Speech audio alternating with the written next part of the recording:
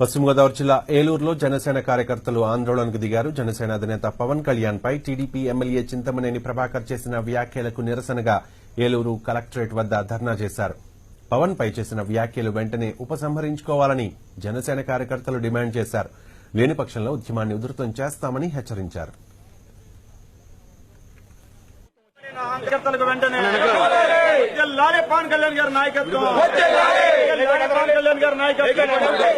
చింతమనేని అహంకారపు వాక్యలు క్షమాపణ చెప్పాలి. చింతమనేని జనసేన కార్యకర్తలకు వెంటనే చెప్పాలి. చింతమనేని పవన్ కళ్యాణ్ గారికి వెంటనే చింతమనేని వ్యాఖ్యలు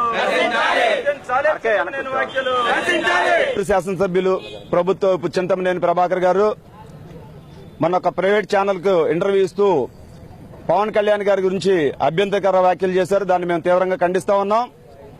ఆయన వచ్చి మమ్మల్ని గెలిపించాడా, వాడెవడో వీడెవడో వాళ్ళందరినీ గెలిపించుకున్నాడు మమ్మల్ని గెలిపిస్తాడా అనే పిచ్చి వ్యాఖ్యలు చేయటం అది చాలా దారుణమైన విషయంగా మేము భావిస్తా ఉన్నాం. ఏరు దాటాక తెప్పతగలేసిన విధంగా ఇవాళ తెలుగుదేశం నాయకులు గాని ప్రభుత్వం గాని ఎలా పవన్ కళ్యాణ్ గారి పైన ఏ పట్ల వ్యవహారంతో ఉన్నారనేది ఈ చింతమనేని విప్ అయినటువంటి చింతమనేని వ్యాఖ్యలు చూస్తుంటే దానికి అర్థమవుతా ఉంది.